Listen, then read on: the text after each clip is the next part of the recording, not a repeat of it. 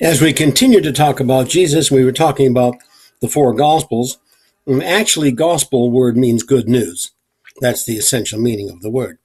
Now, as we said before, there are four Gospels, and there are other things that may have contributed to them.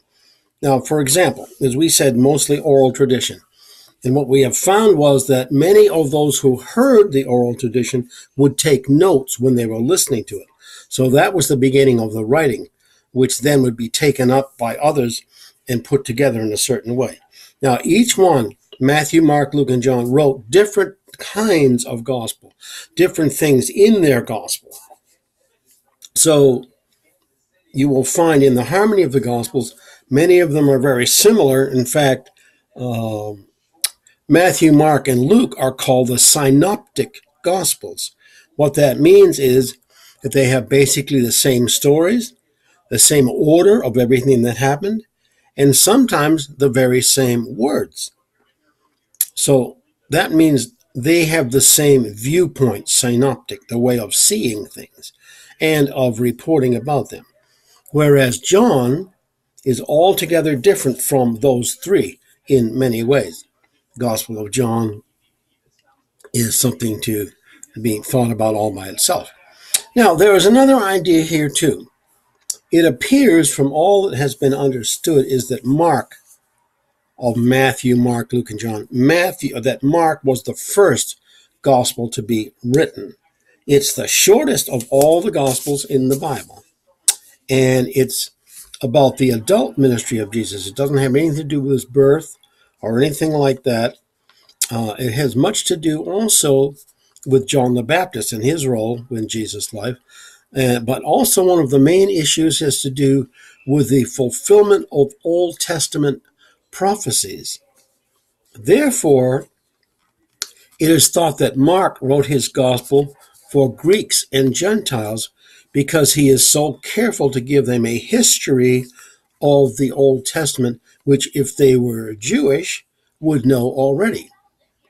Also, Mark's words are also found in Matthew and Luke. So he may have been a contributor to both of those gospels as well.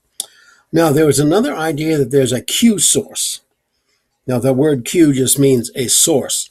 What is the Q source? Well, it's fragments of things that have been found, but evidently were used as a source for what is in Matthew and Luke, but not in Mark. So you see, Mark and the Q source would be therefore contributors to Matthew and Luke. Now, that means that when you know Jesus, you're going to find that the first one to read is Mark, and then the second one to read is Luke. Why do we say Luke? Because he was the one who said specifically that he was writing things down he had received from many others, and he wanted to get those down in such a way that they were in order and very correct for this great king or person that he wanted to give this to. And evidently what happened there is this king had been catechumized, that is to say, he had been studying about Jesus in a kind of convent or other place where he was given instructions on how to become a Christian, but he hadn't received the full gospel. So that is what Luke wanted to do. And he was not Jewish either. He was Hellenistic. So you see here some of these issues that we're dealing with. So we will go to the Gospel of John next, since it is so unique.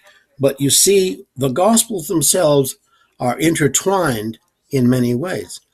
Some of them are intertwined specifically, but Mark seems to be the source and the earliest and the shortest and the one, therefore, to read first, because that's the one that was a great influence on all the others, other than the Q source. So when we come back next, we will look at the Gospel of John and how and why it is so different than the others. You will find in that there is no synopsis, no same stories, no same order, no same words. There are things in it that are entirely unique. We will look at the Gospel of John next.